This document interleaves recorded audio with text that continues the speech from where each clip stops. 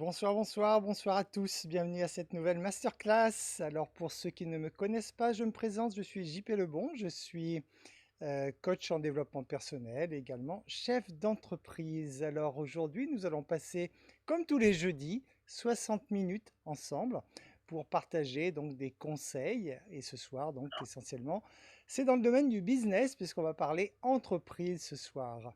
Alors, quel est l'objectif de cette masterclass? Ben, c'est tout simplement vous donner les bases sur lesquelles vous devez construire votre entreprise. Parce que si vous êtes là ce soir, il me semble, c'est que vous êtes tous chefs d'entreprise. Alors, même si c'est à toute petite échelle, hein, à partir du moment effectivement où vous avez un numéro de SIRET, par exemple, hein, vous êtes chef d'entreprise. Et à ce moment-là, bah, il va falloir connaître les bases essentielles pour pouvoir vous développer. Avant de découvrir donc les 4 piliers incontournables pour construire une entreprise solide et prospère, voyons déjà les prérequis pour qu'une entreprise puisse fonctionner. Donc la base même déjà pour qu'une entreprise puisse déjà se mettre en route et fonctionner. Alors, la toute première chose que vous avez besoin, dont vous avez besoin pour que votre entreprise fonctionne, ça c'est le B à bas, hein.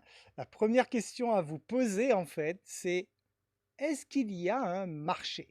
C'est donc le marché qui va conditionner l'existence d'une entreprise. Le marché, ça veut dire quoi? Bah, tout simplement une demande. Est-ce qu'il y a une demande pour ce que vous allez proposer? Des services, des produits, etc. Donc c'est le point essentiel, c'est la base. C'est tellement évident que même ça, certaines personnes en fait se trompent, se plantent, parce qu'elles vont se laisser porter en fait par leur désir, ce qui est très bien, bien sûr, hein, il faut le désir d'entreprendre, bien sûr, sauf que quelquefois, elles sont tellement heureuses en fait de pratiquer hein, leur job qu'elles ne vérifient même pas en fait s'il y a une demande en face. Vous vous doutez bien que s'il n'y a pas de demande, votre entreprise, elle ne servira à rien du tout. Pour réussir, vous allez devoir en fait utiliser les deux hémisphères de votre cerveau. Alors, il est dit que l'hémisphère droit, c'est le côté créatif, donc c'est ce qui va vous inspirer, ce qui vous donne des idées, c'est ce qui vous donne donc toute cette créativité. Et l'hémisphère gauche, c'est le côté rationnel. Donc en fait, pour qu'une entreprise fonctionne bien et pour que vous-même, votre vie soit réussie, vous devez en fait pouvoir utiliser convenablement les deux hémisphères. Parce qu'il vous faut de la créativité pour faire toujours quelque chose de plus original, de quelque chose de différent, on va en parler tout à l'heure, mais également, vous devez avoir le côté rationnel parce que vous devez avoir aussi les pieds sur terre. Et ça, quelquefois, on a les deux extrêmes. Vous avez des gens qui sont très cerveau gauche, qui vont être effectivement très terre à terre, donc avec un esprit très fermé, donc avec très peu de créativité et beaucoup de mal à évoluer. Et vous allez avoir des gens qui sont hyper créatifs, qui ont des idées à ne pas savoir, par contre, qui n'ont pas les pieds sur terre, et donc ils vivent toujours dans une sorte de rêve en fait, et ils n'arrivent pas à combiner les deux. Donc retenez bien cela, vous devez pouvoir combiner les deux, hein, pouvoir vous projeter en esprit dans vos pensées lorsque c'est nécessaire pour la créativité, mais pour la mise en œuvre de tout cela, vous devez avoir les pieds sur terre pour comprendre que vous êtes là dans ce monde, ici, maintenant, et vous devez faire avec votre écosystème déjà et tout ce qui existe autour de vous. Il faut savoir également que donc par rapport au marché, donc votre offre doit donc répondre à une demande. Alors, figurez-vous que selon une étude de CB Insight, 42% des entreprises échouent parce que l'offre de l'entreprise ne répond soit à aucun besoin du marché ou alors à un besoin qui est déjà couvert. Et là, on va arriver tout de suite dans le concept de l'océan rouge. L'océan rouge, qu'est-ce que c'est? En fait, on parle essentiellement d'océan bleu, mais pour comprendre l'océan bleu, il faut comprendre l'océan rouge. L'océan rouge, c'est une image qui caractérise en fait un océan où il y a plein de requins et les requins se bouffent entre eux. Donc c'est un océan rouge, c'est rouge sang parce que la mer est pleine de sang.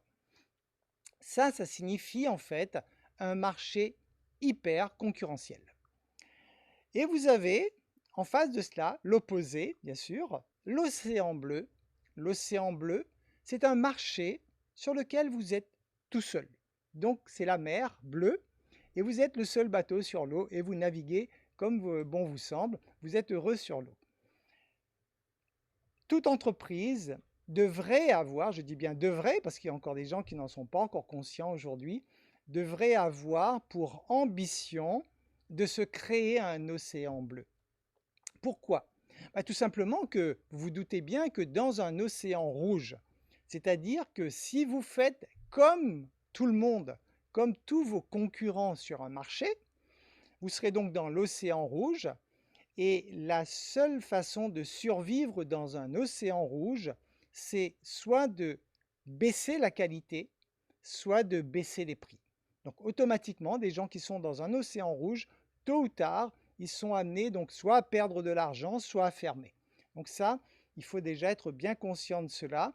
Et c'est en ça que votre cerveau droit va vous aider parce qu'il va falloir être sans cesse créatif. Vous allez devoir trouver par vous-même toujours de nouvelles façons de faire, de nouvelles façons de mieux satisfaire votre marché, donc de mieux répondre aux demandes de votre client. Alors c'est assez récent, depuis quelques dizaines d'années maintenant, hein, on s'intéresse beaucoup plus aux clients. À une époque, on faisait un produit et comme il y avait très peu d'offres sur le marché, j'ai envie de dire, ça marchait systématiquement parce qu'à partir du moment où vous répondiez à peu près aux besoins du client, c'était top, il n'y avait pas beaucoup de concurrence, les gens achetaient et donc tout le monde était content. De nos jours, on s'intéresse de plus en plus à ce qu'on appelle l'expérience utilisateur. Et les plus grosses boîtes, bien sûr, hein, se portent beaucoup d'attention à ça, mais c'est valable également pour le plus petit aussi, hein, la plus petite des entreprises. L'expérience utilisateur, en fait, c'est d'aller vraiment vérifier comment l'utilisateur perçoit votre service, comment l'utilisateur perçoit donc ce que vous lui apportez comme solution. Et là, en allant chercher, en allant travailler sur l'expérience utilisateur, et bien là, souvent, on tombe des nues parce qu'il y a des choses qui nous semblent tellement évidentes de l'autre côté de la barrière qu'on se dit, évidemment, la personne, si je lui dis ça, elle va penser ça, c'est évident. Eh ben non, hein, il se trouve que lorsqu'on questionne les clients, lorsque vous dites quelque chose qui est tout à fait clair pour vous, ça peut être très mal compris par votre client et peut-être même il peut comprendre tout à fait l'opposé de ce que vous êtes en train de lui dire. Donc c'est essentiel de bien remettre le client au centre de votre business parce que de toute façon, votre business n'existe qu'à travers votre client, à travers en tout cas les besoins de votre client. Comprenons donc ce que c'est que le besoin. Tout d'abord, donc le besoin, vous devez évaluer donc le besoin ou alors le niveau de douleur également, on appelle ça comme ça, de la population. C'est quoi le niveau de douleur? En fait, un être humain, c'est rigolo, mais s'il n'a pas mal, mais il ne bouge pas, il ne passe pas à l'action. Donc, pour que vous puissiez proposer vos services, vos produits à un client, il faut absolument prendre conscience quelle est la douleur que vous venez soulager avec votre service ou votre produit. Et donc ça, c'est essentiel.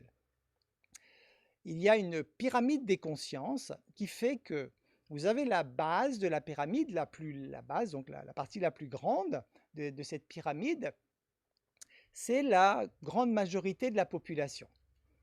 À ce niveau-là, ce sont des gens qui n'ont pas conscience qu'ils ont un problème. Donc à ce moment-là, ces gens-là, si vous allez directement vers eux avec votre solution, vous passez complètement à côté parce qu'ils ne sont même pas conscients qu'ils ont un problème. Donc à ce moment-là, vous perdez votre temps. Ce qu'il va falloir faire au niveau donc de l'échelle de conscience, c'est de faire monter votre client sur la marche supérieure, c'est-à-dire la tranche de la population qui a pris conscience qu'elle a un problème. On va prendre un exemple. Pour une majorité d'entre vous, vous êtes dans le même business, hein, donc vous proposez par exemple du complément alimentaire, vous proposez, admettons, des solutions pour le surpoids, par exemple.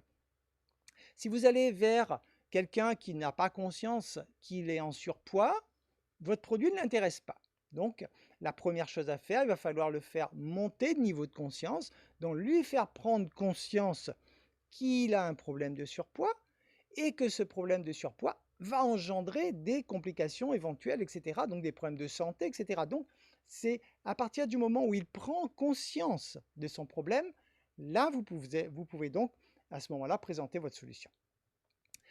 Alors, comment faire? Donc, retenez que s'il n'y a pas de douleur, c'est-à-dire qu'il n'y a pas de besoin, donc pas besoin de solution. Comment faire pour définir en fait un problème? Comment faire pour définir justement cette douleur? Alors, tout d'abord, ce problème, cette douleur, doit être réel. Un problème n'a besoin donc de solution que lorsqu'il est important et urgent.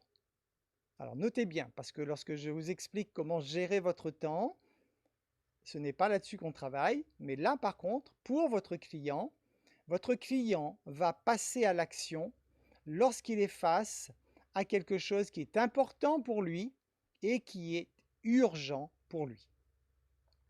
Pour les problèmes qui sont importants, mais qui ne sont pas urgents pour votre client, la douleur, en fait, elle n'est pas assez grande. Et à ce moment-là, votre client, il ne va pas adhérer à votre solution. Il n'en a pas envie parce qu'il se dit, oui, ok, ouais, je me rends compte que j'ai tel problème ou je pourrais avoir tel problème. Oui, mais bon, j'ai le temps. Voilà. Donc votre solution ne l'intéresse pas. Donc il va falloir vraiment trouver, ou en tout cas faire prendre conscience à votre client que son problème, il est d'une part important pour lui et qu'il est urgent à lui d'agir. Plus votre marché a besoin d'une solution, plus c'est facile, bien sûr, de la vendre, cette solution, hein, ou de la proposer en tout cas. Le deuxième point, c'est la difficulté, en fait, c'est de comprendre le niveau de perception du important, urgent de votre marché. Parce qu'effectivement, ce n'est pas pareil pour tout le monde, on est d'accord. Il y a des choses qui sont peut-être importantes et urgentes pour vous, mais peut-être pas pour votre client. Et c'est en ça qu'il est extrêmement important, on vous le dit, lorsque vous êtes en relation client, la nature, la vie vous a donné 2 oreilles et une bouche, il faut les utiliser en conséquence, en proportion, c'est-à-dire écouter 2 fois plus votre client que de temps que vous allez mettre à parler. Et justement parce que ce n'est pas vous qui êtes au centre du business, mais c'est votre client. Donc vous devez vraiment écouter votre client pour réussir à comprendre justement qu'est-ce qui a de l'importance pour lui et qu'est-ce qui est pour lui urgent d'agir. C'est uniquement lorsque vous avez ficelé ça que vous pouvez lancer votre argumentaire, que vous pouvez vraiment travailler, parce que là, vous allez travailler sur la motivation de la personne. Parce que l'être humain n'aime pas souffrir, et l'être humain, il est pressé en même temps, hein, toujours. Hein. Donc, lorsque vous travaillez là-dessus, vous avez toutes les chances de votre côté, en fait, pour que la personne face à vous passe à l'action. Sans cela, elle va vous dire le fameux « je vais réfléchir », on va voir plus tard, etc. Et le truc, vous savez comment ça se termine. Donc, prenez vraiment conscience de ce point très très important, pouvoir déceler chez votre prospect au départ, donc, qu'est-ce qui est important et urgent pour lui. Autre point important concernant le besoin, c'est que ce besoin ou ce problème doit en fait concerner de plus en plus de personnes. C'est-à-dire que vous devez vous positionner sur un marché tout simplement qui est en croissance. Évitez toujours naturellement de vous positionner sur un marché qui est en perte de vitesse. Dans votre cas, ce n'est pas le cas. Le marché du bien-être, de la santé, de la forme, on sait que c'est un marché qui est en pleine croissance, donc vous êtes bien positionné là-dessus, c'est top.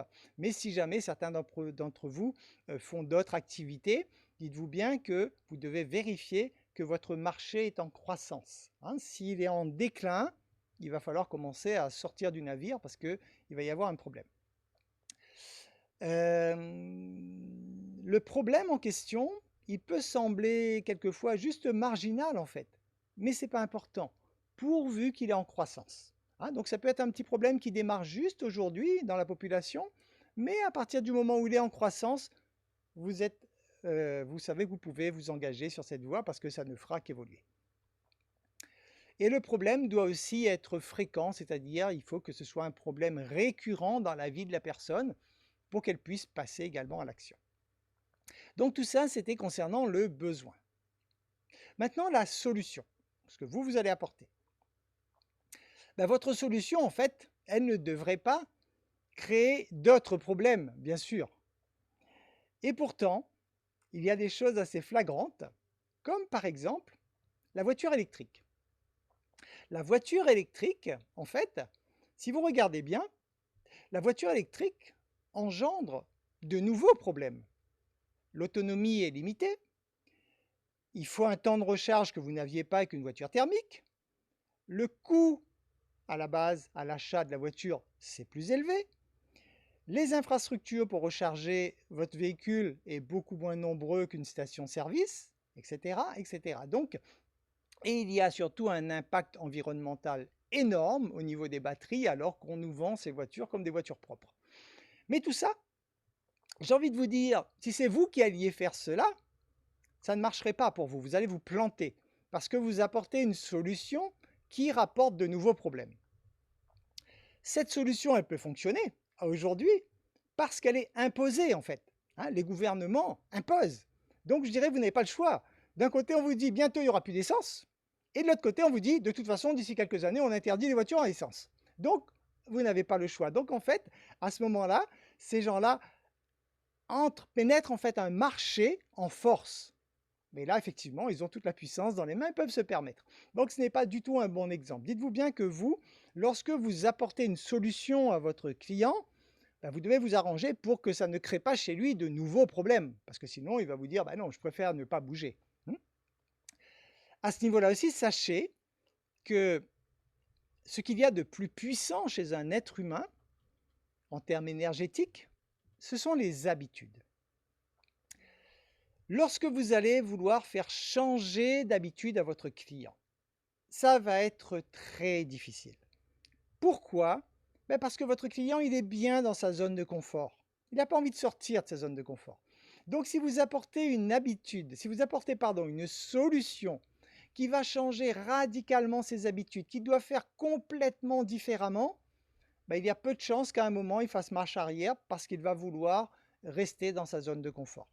Donc c'est à vous aussi, à ce moment-là, de pouvoir mesurer cela en disant que vous devez apporter de la nouveauté, vous devez apporter une solution à votre client, mais vous devez quand même ne pas trop le déstabiliser. Vous ne devez pas le changer complètement, sinon il perd ses repères. Et à ce moment-là, il va avoir des peurs qui vont surgir, hein, la peur de l'ego bien sûr, hein, et il risque de faire marche arrière.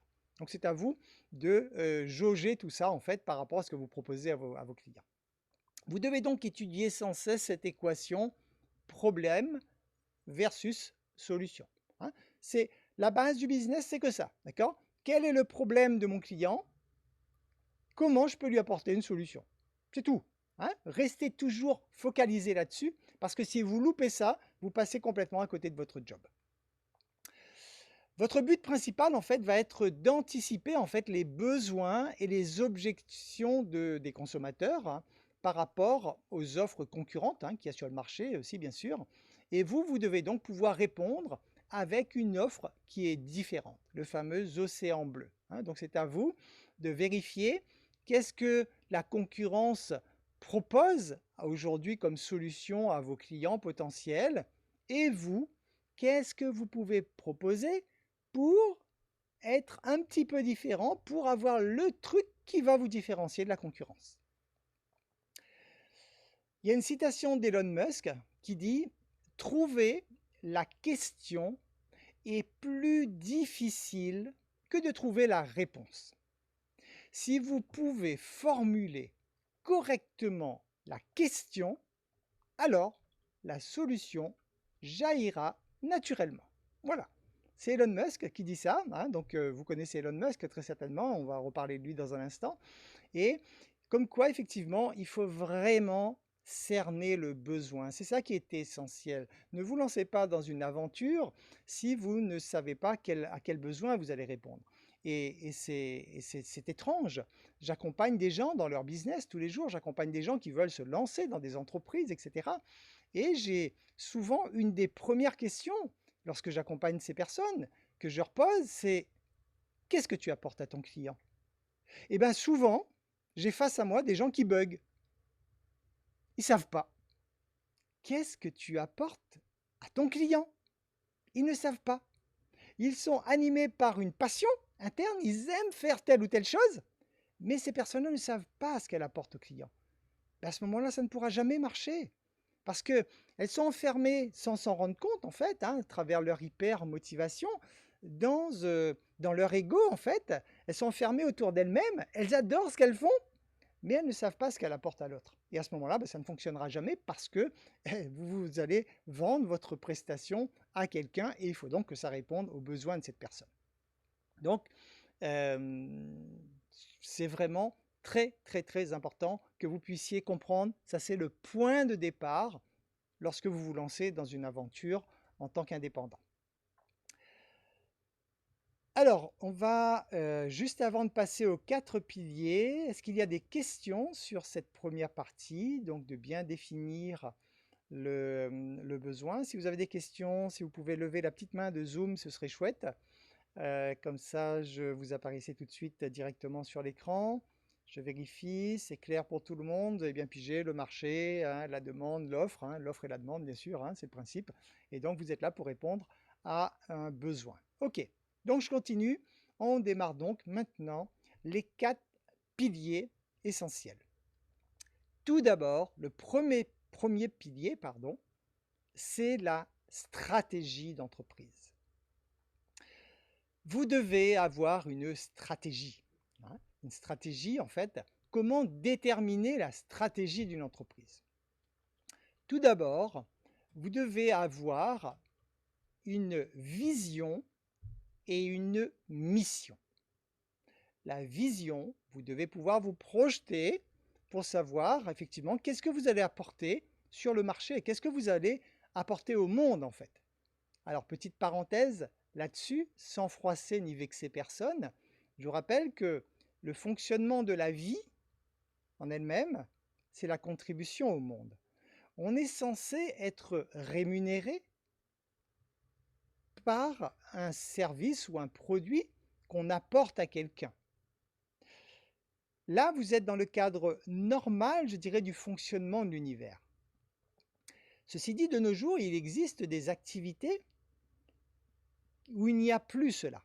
C'est-à-dire, vous travaillez uniquement pour votre pomme. Vous travaillez pour gagner de l'argent, mais vous n'apportez rien au monde.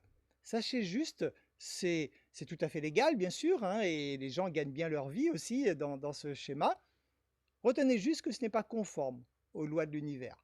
Personnellement, par expérience, je sais que lorsqu'on fait quelque chose qui n'est pas conforme aux lois de l'univers, tôt ou tard, on doit en payer le prix. Donc retenez quand même que la base d'un business, on attire l'argent dans notre vie par rapport à un service qu'on va offrir, qu'on apporte au monde. Et c'est en retour de cela qu'on a ce retour financier. Hein. Donc on sème pour récolter. Donc je reviens, la base, c'est effectivement la vision. Donc vous devez connaître quelle est la vision de l'entreprise, hein, c'est-à-dire où est-ce que vous voulez aller, qu'est-ce que vous voulez faire, hein, avoir une vision bien sûr sur du moyen et long terme. Une vision, c'est 5 à 10 ans hein, au minimum pour pouvoir vraiment vous projeter. Et en même temps, donc la mission va expliquer clairement comment l'entreprise va réaliser cette vision. Voilà, hein, donc avoir une vision et après la mission, on va dire voilà la mission de l'entreprise ou ma mission si vous travaillez seul. Ma mission, c'est de faire ceci, c'est de faire cela. Le deuxième point, c'est d'avoir des objectifs stratégiques. Les objectifs stratégiques, ce sont des résultats concrets, en fait, que vous voulez atteindre à long terme. Donc ces objectifs, ils doivent être cohérents naturellement avec votre vision. Donc la vision, c'est quelque chose de très lointain, de très vague, je dirais. Et les objectifs stratégiques, ce seront les étapes par lesquelles vous allez devoir passer pour atteindre votre vision. Vous devez ensuite analyser l'environnement.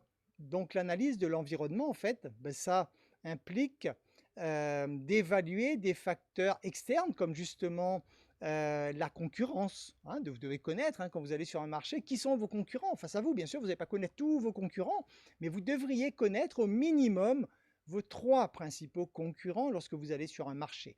Et ces 3 principaux concurrents, vous allez devoir faire, même si c'est très léger à votre niveau, vous allez devoir faire ce qu'on appelle une veille concurrentielle. Vous allez devoir garder un œil dessus.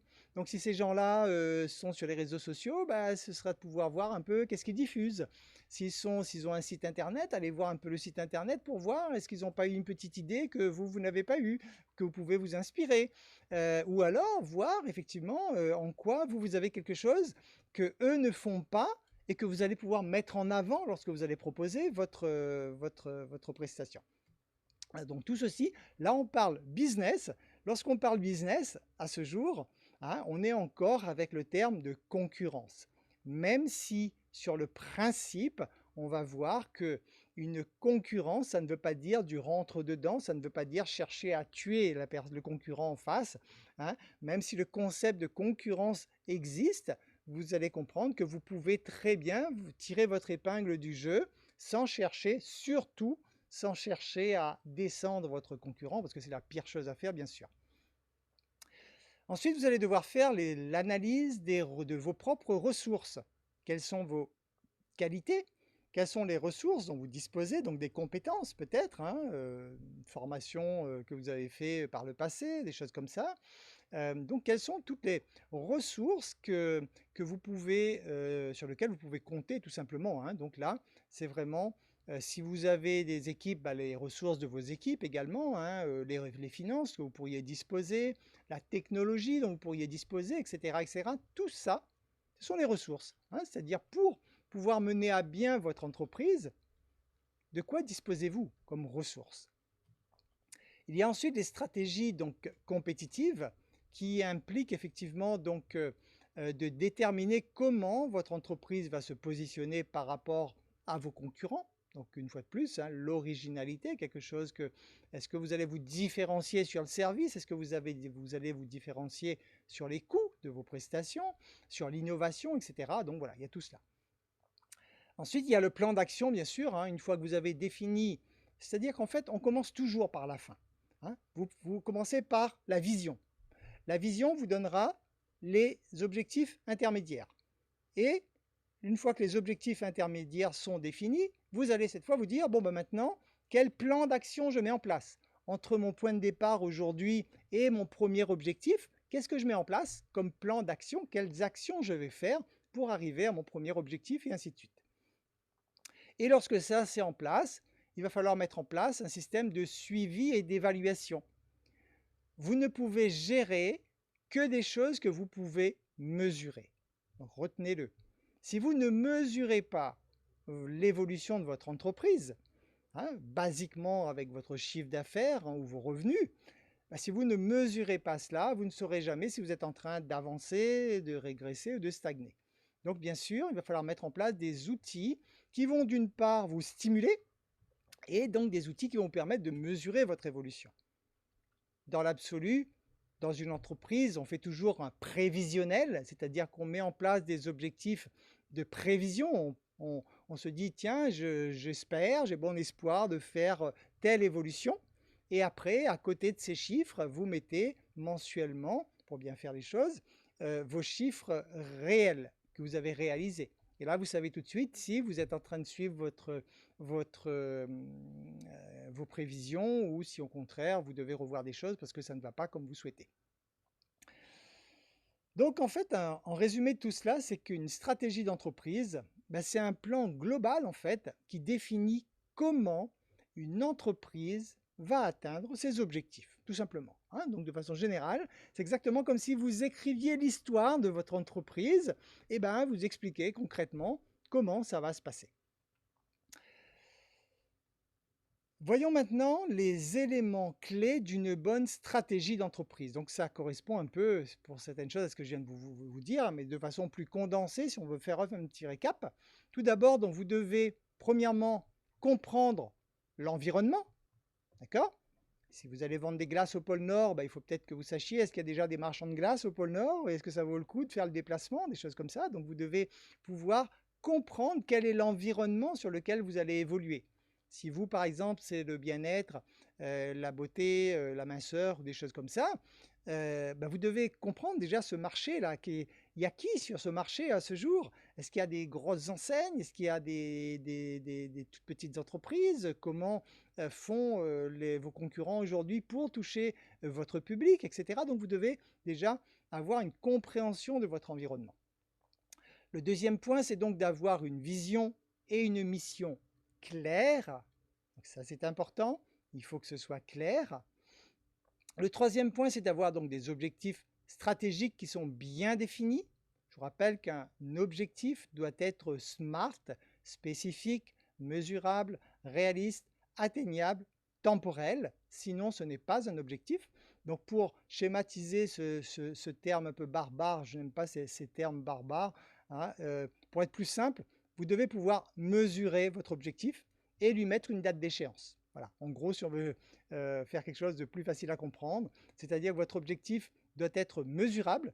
Si vous me dites par exemple que votre objectif c'est de vous sentir bien, je suis désolé, ce n'est pas un objectif, hein. On peut travailler dessus, vous aider à vous sentir mieux, mais ce n'est pas un objectif en soi, parce qu'il n'est pas mesurable. On ne peut pas savoir quand est-ce que vous aurez atteint votre objectif. Donc il doit être mesurable et temporel, c'est-à-dire qu'il doit avoir une date d'échéance. Je veux gagner telle somme d'argent avant telle date. Ça oui, hein, c'est spécifique parce que c'est mesurable surtout et c'est temporel. Vous devez mettre en place une stratégie compétitive solide, donc par rapport à vos concurrents, de se dire comment vous allez faire. Effectivement, ne cherchez jamais à faire du rentre-dedans, mais différenciez-vous par rapport à ce que proposent vos concurrents. Vous devez pouvoir faire que vous ayez une exécution efficace, c'est-à-dire que vous devez faire les choses de façon la plus simple qui soit. Plus les choses sont simples, et mieux ça passe. Par contre, il n'est pas toujours facile de faire simple, hein. Vous verrez en pratique, souvent, on a tendance à se prendre la tête, à mettre en place des usines à gaz, à se prendre la tête, alors qu'en fait, lorsqu'on passe par quelque chose de très simple, automatiquement, votre client en face, il comprend, c'est simple pour lui, il adhère plus facilement. Vous devez également mettre en place une communication claire. Donc lorsque vous communiquez, par exemple, sur les réseaux sociaux ou lorsque vous allez à la rencontre d'un prospect, par exemple, vous devez déjà avoir défini par avance comment vous allez entrer en relation avec cette personne. Qu'est-ce que vous allez lui dire? Vous n'allez pas attendre d'être devant la personne pour vous dire, attends, qu'est-ce que je vais dire à cette personne? Hein, donc au minimum, la communication de base déjà, c'est de savoir si vous devez déceler le besoin de la personne, par exemple, qu'est-ce que vous allez lui poser comme question? Hein, donc ça, ce sont des choses que bien sûr, c'est tranquillement chez vous en amont que vous vous dites, allez, je réfléchis à la façon dont je vais pouvoir aborder les gens. Bien sûr, hein, n'attendez pas d'être devant la personne pour inventer quelque chose. Donc ça, vous devez pouvoir le travailler à l'avance pour justement avoir quelque chose de clair. Mettez-vous toujours à la place de l'autre. Souvent, ça peut être clair dans votre tête, mais l'autre en face, c'est pas clair pour lui. Et le dernier point, c'est que vous devez avoir, hein, une évaluation et une adaptation continue. Je vous le disais, c'est que sans cesse, vous devez pouvoir évaluer, mesurer votre efficacité et vous adapter sans cesse. La plus grande qualité de l'être humain, c'est ce qui nous a maintenus en vie jusqu'à ce jour sur cette planète, c'est notre faculté d'adaptation. Donc apprendre sans cesse à nous adapter. Ça, c'est essentiel. Et comprenez bien, c'est vraiment très, très, très important. Le marché, c'est quelque chose qui bouge en permanence. Les coutumes changent, les habitudes de consommation changent, plein de choses changent. On a devant nous, là, hein, l'événement Covid, hein, qui n'est pas très vieux, où on a vu que cet événement a changé complètement les habitudes de consommation. Donc, si vous continuez à aller vers votre marché avec les mêmes solutions que vous utilisiez il y a 10 ans de cela, par exemple, ben, vous êtes à côté de la plaque parce que votre marché, lui, il a bougé. Donc, c'est à vous d'observer sans cesse votre marché pour savoir quels sont les nouveaux besoins et pour pouvoir naturellement ben, répondre sans cesse au mieux à votre marché. Donc, vous adapter sans cesse. Alors, voyons voir maintenant quelques exemples de stratégies d'entreprise réussies. Donc, des entreprises qui ont eu des stratégies qui ont réussi, parce que ça ne réussit pas à tous les coups. Vous allez le voir. Nous avons, par exemple, une première entreprise que vous connaissez très bien, hein, très certainement. Vous devez, pour certains, même déjà voir ça peut-être tous les jours dans votre environnement. Cette entreprise, c'est Apple. Donc Apple, effectivement, la stratégie d'Apple, en fait, ça repose sur l'innovation, hein, vous le savez, hein. Donc l'innovation de produits technologiques haut de gamme et avec justement expérience utilisateur. Donc eux, ils ont mis vraiment en avance l'expérience utilisateur pour aller rechercher de quoi a vraiment besoin le consommateur.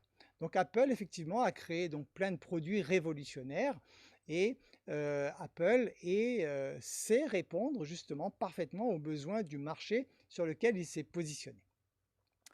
Nous avons une autre entreprise qui a su appliquer correctement une bonne stratégie, c'est Amazon. Donc bien sûr, la stratégie d'Amazon, c'est axé sur la satisfaction du client. C'est pour ça qu'Amazon a décollé comme ça.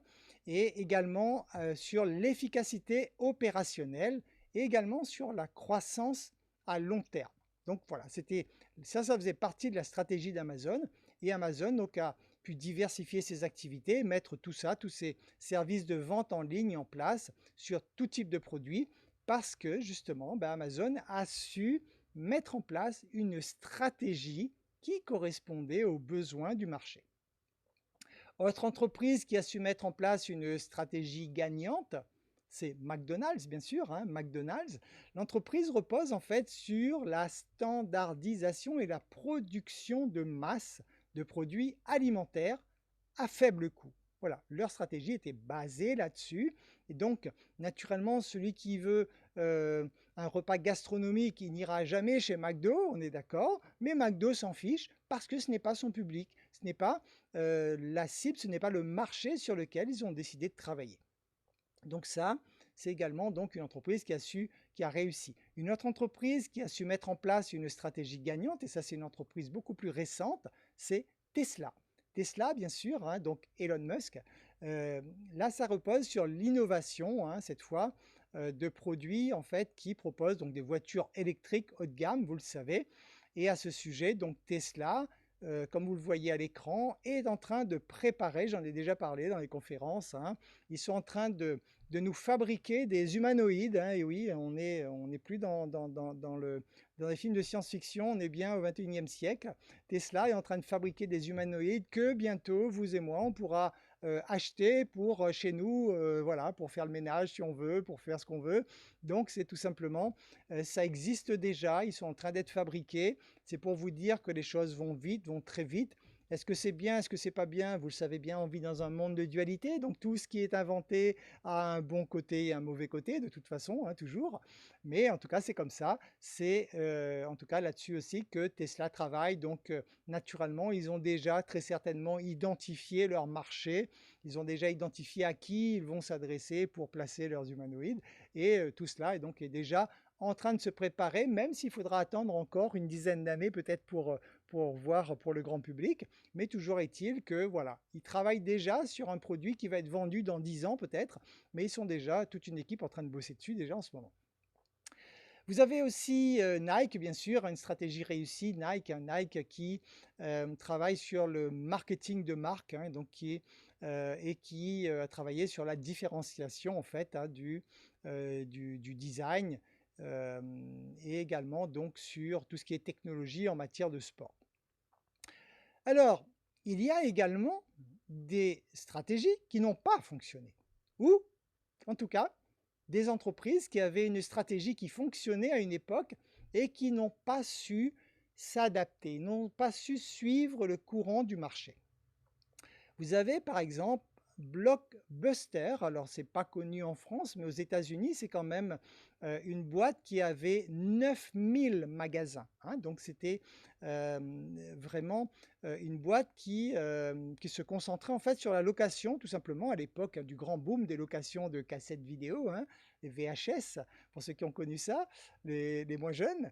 Et donc, ils étaient basés là-dessus, hein, et c'est quelque chose donc ils avaient monté un empire, hein, ça fonctionnait vraiment à merveille, sauf qu'ils n'ont pas vu arriver donc l'industrie de la location de films en ligne, type Netflix, hein, ou la diffusion en continu. Donc, ils n'ont pas vu en fait cette concurrence débouler, ils n'ont pas vu cette nouvelle technologie qui sortait. Ils sont restés campés sur ce qu'ils avaient toujours fait en se disant on est les meilleurs, ça marche bien, on ne change rien. Et ben, ils ont dégringolé du jour au lendemain quand des gens comme Netflix justement est arrivé sur le marché et a pris tout simplement le marché, hein. Voilà.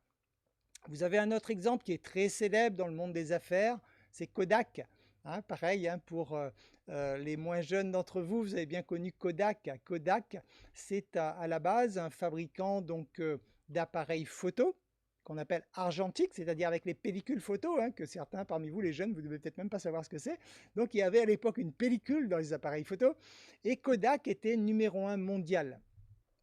Et donc, il avait une stratégie, effectivement, parce que Kodak faisait de la pellicule photo, en fait. Son vrai métier, c'était de la pellicule photo. Et Kodak se disait toujours que notre mission à nous, c'est d'être le plus au top possible sur les pellicules photo. Et ils ont mis toute leur force là-dedans, à être au top sur la fabrication d'une pellicule photo. Sauf que ce qu'ils avaient mal perçu à l'époque, c'est que les clients ils ne venaient pas acheter une pellicule photo. Les clients faisaient appel à eux pour avoir des souvenirs. Ce n'est pas pareil. Donc, lorsque l'appareil photo numérique est arrivé sur le marché, ça répondait aux attentes des clients, les souvenirs et beaucoup moins de contraintes. Pas de pellicule photo à les déposer chez le photographe, à faire imprimer, à faire développer, etc. etc. Donc, beaucoup plus simple. Et à ce moment-là, Kodak s'est effondré parce que, tout simplement parce qu'il n'a pas voulu s'adapter à son marché. Et le pire dans l'affaire, c'est que c'est Kodak qui est l'inventeur de l'appareil photo numérique. C'est ça, c'est le pire. C'est que c'est eux qui l'ont mis au point, mais se sont dit, oh, ce truc-là, personne n'en voudra de ça. Ils l'ont laissé tomber, les concurrents se sont emparés donc de ça, et les concurrents se sont mis à faire de la photo numérique, et Kodak s'est vraiment écroulé. Donc aujourd'hui, Kodak est toujours en vie, il se repositionne encore une fois, après, c'est une façon de voir les choses aussi, hein, ils restent bien ancrés, parce qu'ils sont de nouveau ancrés dans le sens qu'ils veulent être au top dans le domaine de la chimie, et ils sont bien à leur place là-dedans. Mais pour comprendre en tout cas que c'est un empire qui s'est écroulé parce qu'ils n'ont pas su suivre le marché, ils n'ont pas su s'adapter aux besoins de leurs clients. Il y a aussi une autre boîte américaine également, Sears. Je ne sais pas si vous en avez entendu parler, moi je ne connaissais pas, hein, spécialement. Donc c'était le plus gros commerce de détail aux États-Unis. Donc c'est pareil, ils s'étaient concentrés sur la vente au détail, donc ils avaient énormément de grandes surfaces, hein, partout, hein, pour vendre du commerce de détail. Et eux, ils n'ont pas su s'adapter au commerce électronique. Donc pareil, ils sont restés campés sur leur position. Ils n'ont pas vu que le marché évoluait, que les gens allaient de plus en plus commander à partir de chez eux, etc.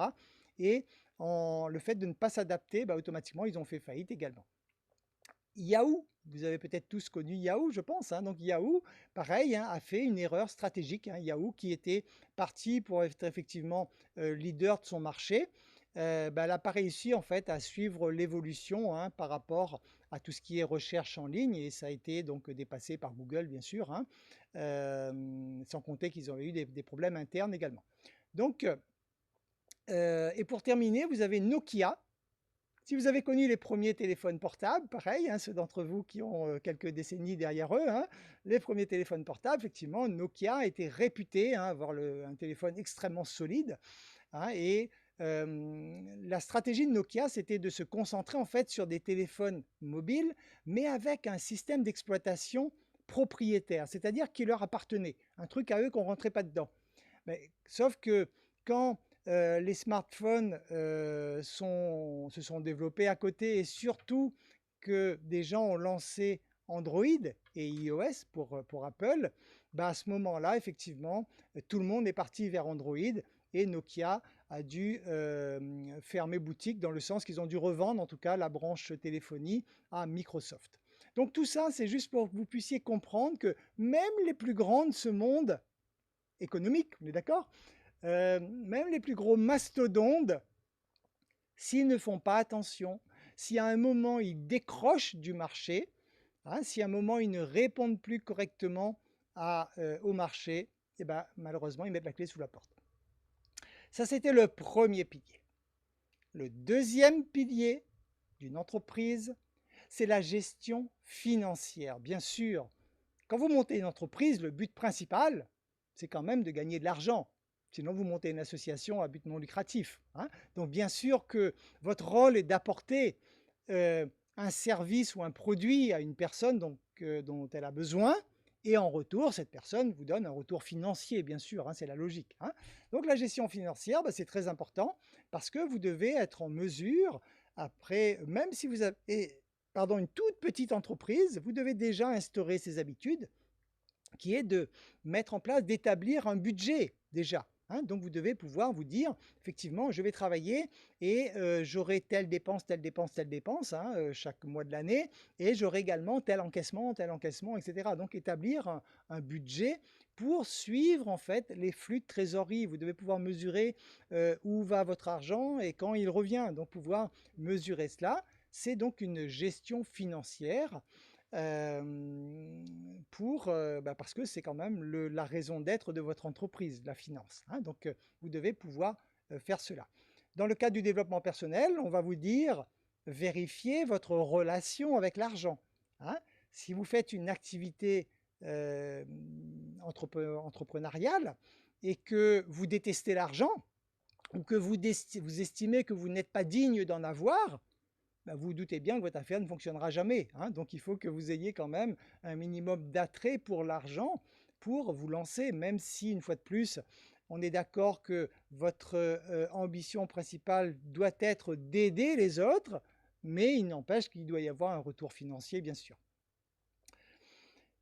Donc pour cela, vous devez donc suivre vos dépenses, gérer votre trésorerie, vous devez contrôler vos coûts également, hein, pouvoir vérifier si vous avez des coûts, bah, pouvoir les maîtriser. Est-ce que par exemple, je ne sais pas moi, vous faites énormément de déplacements dans le mois pour aller prospecter, bah, vous devez pouvoir mesurer ce coût en déplacement, en essence, etc., ce que ça vous coûte, et trouver des stratégies peut-être plus économiques. Peut-être qu'en restant derrière votre ordinateur, vous êtes capable de faire aussi bien sans dépenser de l'essence. Donc là, ce sont des choses que vous devez apprendre à gérer également, parce que vous devez vous arranger naturellement à limiter vos frais au maximum. Donc ça dépend en quel sens on voit les choses, mais limitez vos frais pour augmenter vos revenus, bien sûr. Utilisez aussi, bien sûr, les technologies qui sont à votre disposition aujourd'hui, hein. Ne travaillez plus à l'âge de pierre, hein, c'est fini, hein.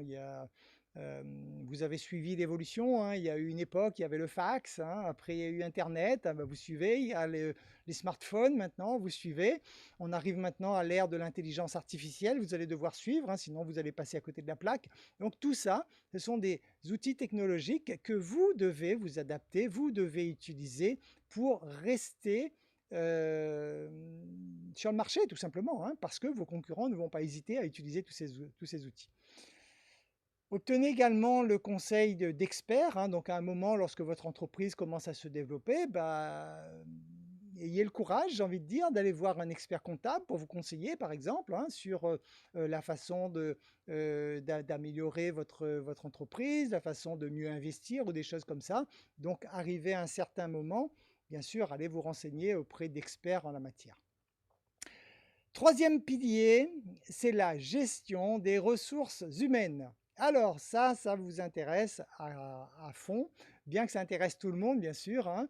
Souvent, on va parler des ressources humaines au sein d'une entreprise par rapport aux relations avec les salariés. Vous, dans votre cas, pour ceux d'entre vous, en tout cas, qui êtes dans le marketing de réseau, les ressources humaines, pour vous, ça va être la relation que vous allez avoir, bien sûr, avec vos partenaires d'affaires.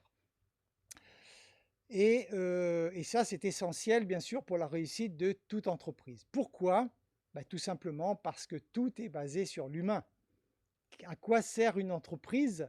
C'est un humain qui apporte un service à un autre humain, hein. Donc, de toute façon, c'est basé toujours sur des relations humaines. Pour cela, vous devez tout d'abord opter pour un recrutement efficace.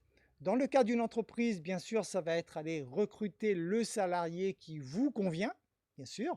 Dans le cas d'un marketing de réseau, bah, ça va être d'aller trouver les partenaires d'affaires qui vous conviennent, des gens avec qui vous avez envie de travailler, des gens avec qui vous savez que vous allez pouvoir construire les bases donc d'une évolution future solide.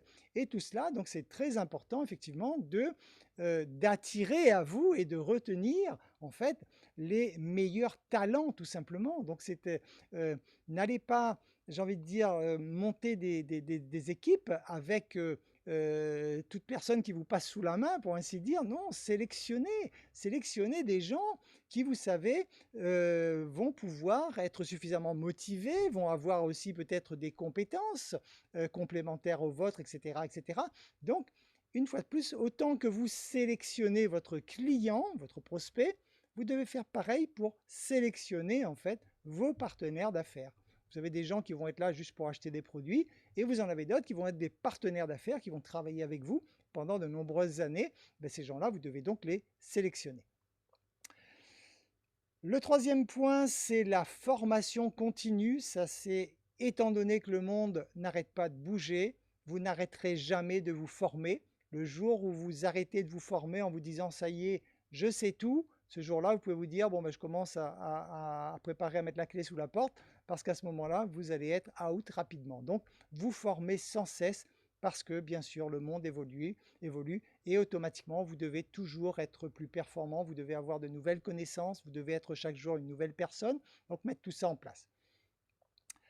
Autre point, je vous l'ai dit aussi, mesurez systématiquement vos performances régulièrement, donc ayez ce qu'on appelle un tableau de bord, aussi basique qu'il soit, vous devez pouvoir à la fin du mois vous dire ok, ce mois-ci j'ai eu tant de dépenses et j'ai fait tant de recettes au minimum, hein, le minimum syndical c'est ça, donc pour pouvoir effectivement mesurer votre évolution.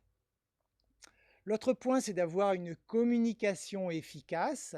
Naturellement, donc votre communication avec vos partenaires. Là, on ne parle pas avec les clients, hein, votre communication avec vos partenaires d'affaires, ben cette communication doit être claire.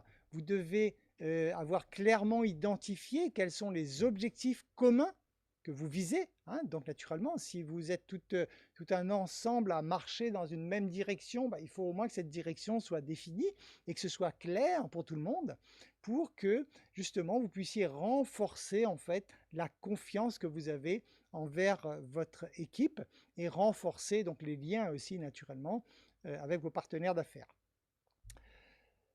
Vous devez également créer une culture d'entreprise positive. Ben oui, hein, si vous faites du développement personnel, c'est aussi pour cela, hein, donc pouvoir faire que les gens sont heureux, hein, autour de vous, soient heureux tous les jours de participer à cette belle aventure, hein. Donc pour cela, vous devez sans cesse aider les gens à se motiver et surtout faire que naturellement qu'il y ait de bonnes relations entre chaque membre de l'équipe. Vous devez ensuite apprendre à gérer la diversité, hein, puisque vous allez avoir face à vous à chaque fois un être humain qui est différent de l'autre. Donc, vous allez devoir apprendre une fois de plus à gérer cela au lieu de vouloir changer l'autre, hein. Je vous rappelle que l'ego à la base, son gros problème, c'est qu'il veut que l'autre soit comme lui et donc il va tout faire pour changer l'autre. Si vous avez des équipes qui n'ont pas la même façon de penser que vous, qui n'ont pas la même façon de travailler que vous, et que vous cherchez à imposer votre façon de penser, votre façon de faire à vos équipes, à ce moment-là, malheureusement, vous êtes dans un mauvais schéma parce que vous êtes en train d'imposer quelque chose à quelqu'un. Vous pouvez être très à l'aise pour faire des tâches que votre partenaire d'affaires n'est pas du tout à l'aise, mais par contre, lui sera à l'aise sur autre chose. Donc c'est à ce moment-là, c'est à vous de pouvoir accepter chacun tel qu'il est pour profiter justement de la diversité de chaque membre de l'équipe pour être beaucoup plus fort. Vous devez également trouver l'équilibre entre la vie personnelle et la vie professionnelle. Donc entre le travail, entre la vie personnelle et le travail, il faut trouver un équilibre, hein, puisque la vie n'est faite que d'équilibre, hein. Si vous penchez trop d'un côté ou de l'autre, ça ne fonctionne pas. Donc il faut trouver cet équilibre. À partir du moment où vous avez une famille, par exemple, ben, vous devez pouvoir passer du temps avec votre famille autant que vous devez pouvoir passer du temps dans votre business. On termine rapidement avec le quatrième pilier. Le quatrième pilier, c'est l'innovation, adaptation. Donc c'est ce que je disais tout à l'heure.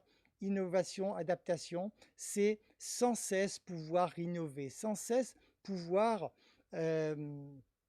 proposer de nouveaux services à vos clients, sans cesse pouvoir trouver de nouvelles façons de faire qui vous économisent du temps, qui fait que vous allez gagner en productivité, etc., etc. Donc ça, c'est sans cesse pouvoir le faire pour pouvoir sans cesse vous adapter au marché. Donc c'est vraiment essentiel de pouvoir comprendre cette notion d'adaptation. Vous devez pouvoir vous adapter sans cesse. Alors, je vais passer rapidement parce qu'on arrive au terme de cette masterclass. On va juste récapituler donc les points essentiels, donc les 4 piliers, je vous rappelle. Donc le premier pilier, c'est la stratégie d'entreprise. Vous devez mettre en place une stratégie, c'est-à-dire vous devez pouvoir expliquer, si je vous demande quelle est la stratégie de votre entreprise, vous devez pouvoir me dire, ben moi, je m'adresse à tel type de clientèle, je fais comme ça pour toucher ma cible et je travaille sur telle problématique. Ah ok, d'accord, je comprends. Il y a une stratégie. On comprend comment vous faites pour aller toucher votre prospect. Le deuxième point, c'est la gestion financière. Hein, il faut que vous soyez à l'aise avec les finances. En tout cas, il faut que vous aimiez au minimum un petit peu les finances, un petit peu l'argent pour en générer. Sinon, ce ne sera pas simple à vous. Le troisième pilier, les relations humaines, ben là, ça c'est bien sûr le summum, hein, ça il va falloir être au top des tops, et si vous faites du développement personnel, c'est pour ça, c'est pour pouvoir parfaire vos relations humaines, bien sûr. Et le quatrième pilier qui est vraiment cette notion d'innovation et d'adaptation permanente. Vous devez pouvoir coller sans cesse à la demande de votre public pour pouvoir aller loin, tout simplement. Tant que vous collerez à la demande de votre public, tant que vous allez répondre aux attentes de vos clients, vous continuerez à avancer obligatoirement. Voilà, donc voilà les 4 piliers, hein, que je vous recommande de travailler dessus. Donc ça a été un petit peu long comme les dernières depuis quelque temps. Les masterclass, effectivement, je ne vous laisse plus vraiment la parole. Il y a tellement de choses à développer. Donc excusez-moi, j'aurais vraiment préféré, hein, l'interactivité. J'aime beaucoup que vous puissiez participer. Ceci dit, avant de clôturer, je vous donne quand même la parole. Donc je vous écoute. Qu'avez-vous comme question sur ce que nous avons vu au cours de ces 60 minutes? Je vous écoute. Oui, Euh, Valérie. oui, bonjour. Vous m'entendez? Oui, on t'entend très bien, Est-ce Valérie. que ça résonne? Je voudrais juste un exemple quand tu parles d'un service qu'on offre au monde, l'univers par rapport au métier, quoi. D'accord. Quel exemple tu peux donner? Parce que par exemple, moi je suis coiffeuse, donc mon métier c'était de coiffer les gens. Et qu'est-ce que j'offrais alors dans ces cas-là de plus? D'accord. Alors, qu'est-ce que tu Enfin, j'ai offrais tout pas. simplement? Voilà. Qu'est-ce que tu offres à Oui, l'univers? Bah, les gens qui ressortent de ton salon de coiffure, elles ressortent heureuses, j'espère, ah non? oui, ah oui, D'accord? Elles oui. ressortaient heureuses. Bah, tu apportes de la joie chez l'être humain. D'accord, Comprends. ok. Donc juste Hmm, ça, juste entre guillemets, hein, d'accord, hein, ton métier de coiffeuse, effectivement, bah, tu contribues à amener de la joie dans le cœur des gens. Donc c'est merveilleux. d'accord. Et en Oui, c'est vrai. retour de cette joie que tu apportes, les gens te donnent de l'argent, ce qui est logique, d'accord, puisque l'argent, c'est le moyen dont on a trouvé entre les humains pour échanger les services et les Ok, produits. Mais voilà, donc tout ok, simplement, d'accord. voilà. Et c'est pour Hmm, ça que systématiquement, là, par rapport à l'activité Forever, par exemple, ben, lorsque vous oui, apportez pareil, donc des solutions, vous venez régler un problème chez la personne, donc vous apportez une solution, donc vous œuvrez pour que l'humain souffre moins. soit mieux, oui. Voilà, hein, pour que l'humain Ok, soit mieux, et c'est ça qu'on appelle donc la contribution au monde, c'est-à-dire ok, apporter d'accord. quelque chose de positif au monde. Ok, d'accord, merci. Je t'en prie, Valérie. Notre Mhm. intervention, juste avant de se quitter.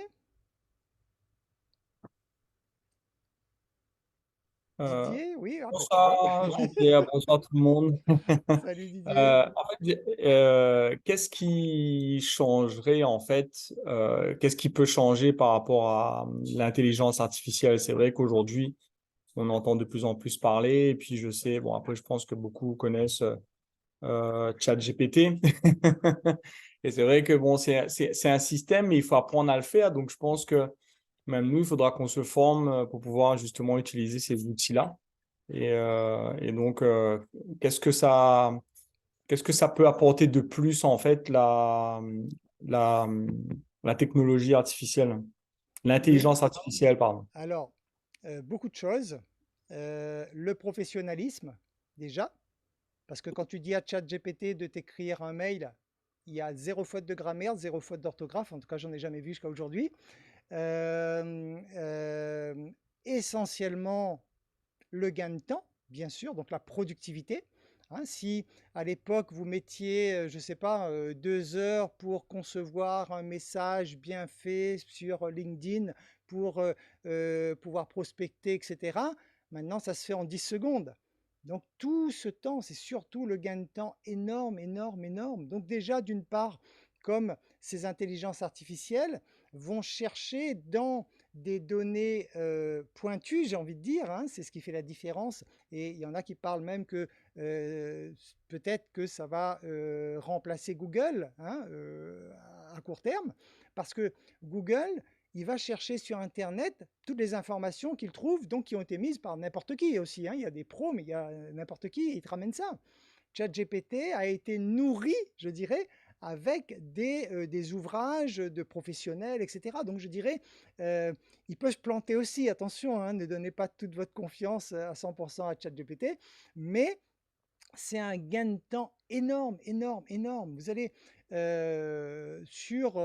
et vous n'imaginez peut-être même pas aujourd'hui, si vous n'utilisez pas encore ChatGPT, le type de réponse qu'il peut vous donner. Vous pouvez lui questionner sur quasiment tous les sujets et il vous donne la réponse instantanément. Et donc surtout, justement, il peut vous aider pour une stratégie. Hein, vous pourriez vous dire, je suis dans un marketing de réseau, je fais tel produit, quelle stratégie je peux mettre en place? ChatGPT va vous répondre. Donc, il a la réponse quasiment à tout. Donc, l'intelligence artificielle, bien sûr, aujourd'hui, ne passez pas à côté de ça. Il faut absolument, après, jouer avec. Voyez vous-même ce qu'il peut faire. Mais jusqu'à présent, je sais que nous, on l'utilise au quotidien hein, dans l'entreprise. Euh, on l'a, Ça a été très, très, très, très, très, très rare. Les fois, il nous a dit, je ne peux pas répondre. Hein. C'est vraiment très, très, très, très rare. Donc, sinon, bah, voilà, il vous fait gagner un temps fou. Au lieu d'aller chercher, admettons que vous avez même une connaissance, hein, vous avez appris, vous avez fait une formation, vous avez appris un truc, mais là, sur le coup, vous ne vous rappelez plus. Au lieu d'aller chercher dans vos notes, etc., bah, vous lui posez la question et boum, vous avez la réponse tout de suite. Ah, donc c'est surtout, surtout le gain de temps quand on parle ChatGPT. Après, l'intelligence artificielle est utilisée dans d'autres domaines. Par exemple, sur le graphisme, vous le savez, hein, vous prenez une photo de groupe et sur la photo, il y a un truc qui est apparu et ça vous gêne sur la photo. Pouf, avec un clic, ça disparaît. C'est l'intelligence artificielle qui fait ça aussi. D'accord? L'intelligence artificielle, c'est bourré dans nos smartphones. Hein. Toutes les choses que font nos smartphones, souvent, c'est fait avec l'intelligence artificielle. Donc même si on ne voit pas, c'est déjà dans notre environnement et on l'utilise déjà tous les jours. Mais consciemment, vous pouvez effectivement l'utiliser. Il y a de plus en plus d'applis, de sites internet, hein, donc qui fonctionnent grâce à l'intelligence artificielle.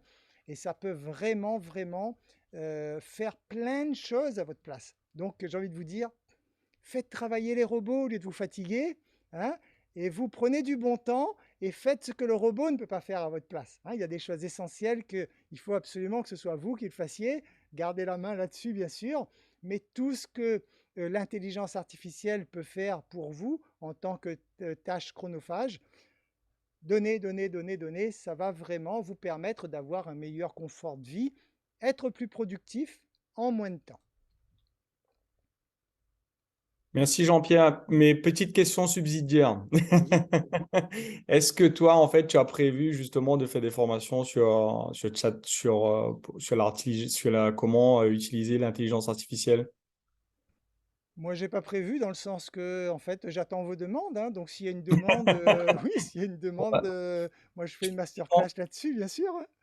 Non, mais même en formation, je pense que c'est quelque chose Ou en formation, oui, ouais, bien qui sûr. pourrait être bien parce que je sais qu'il y a beaucoup de gens qui s'intéressent de plus en plus à ça Mhm. et forcément qui ne savent pas comment l'utiliser. Donc, je sais il y a pas mal de personnes aussi qui proposent aussi des formations là-dessus, mais ça a un coût, bien évidemment, parce que c'est pas gratuit. Et donc, je pense que si tu peux le faire, ben, moi, en tout cas, je suis preneur.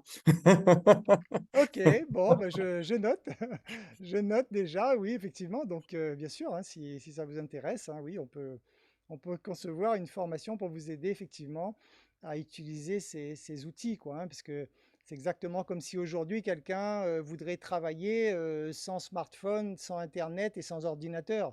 À un moment, oui, ça dépend. S'il plante des patates, peut-être que ça irait, mais si il veut toucher plein de prospects, par exemple, il va avoir beaucoup de mal.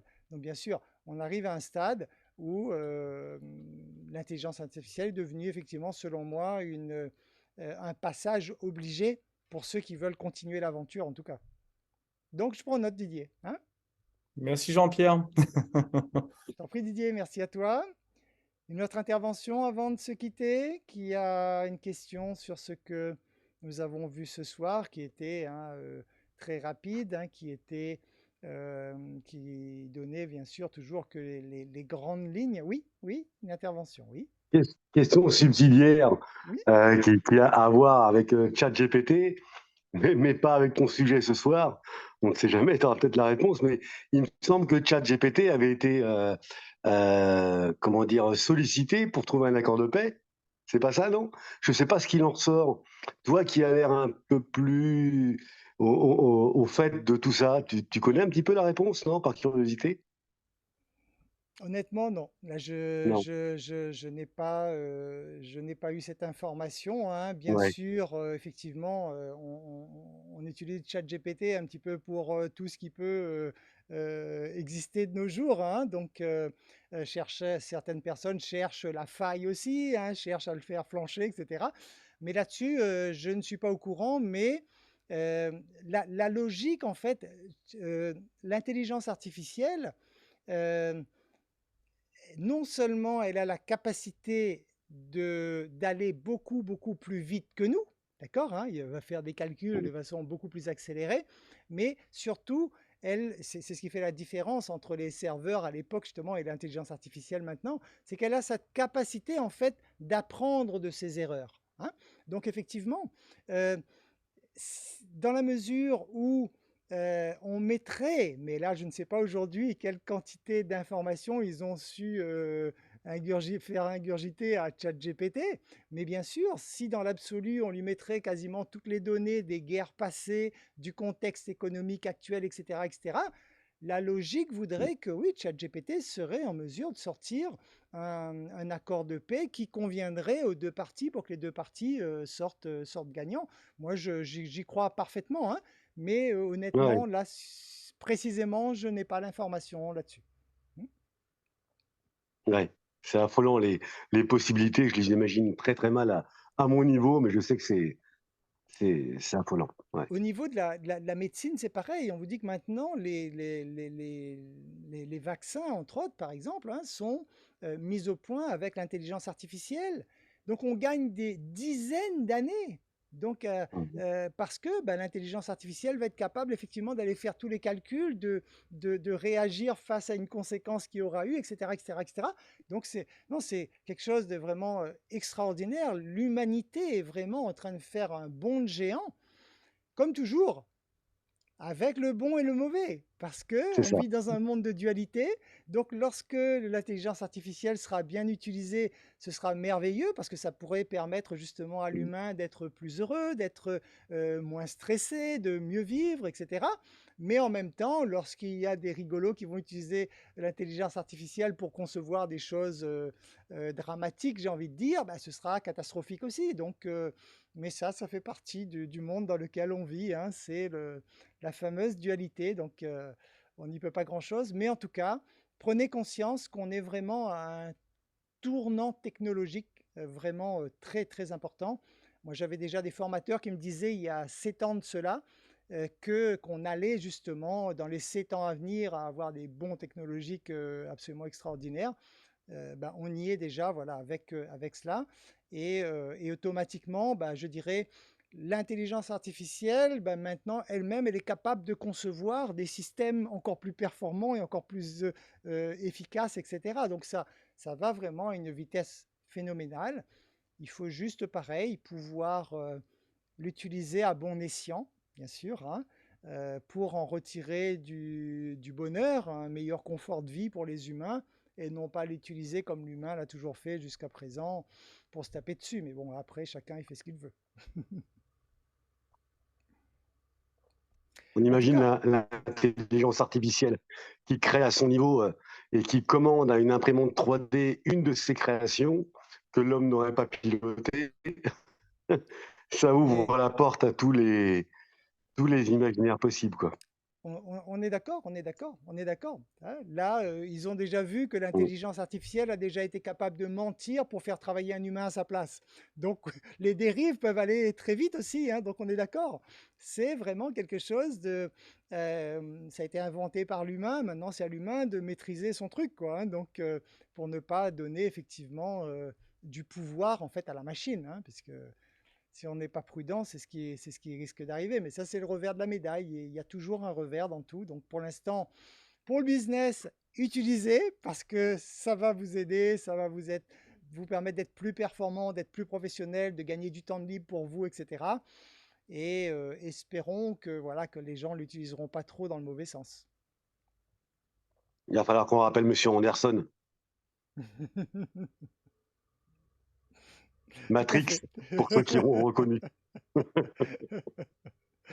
Exactement. Voilà, voilà. Merci beaucoup, en tout cas. Merci beaucoup. C'est moi qui te Et remercie. de ton temps, en plus. Je t'en prie, je vous en prie.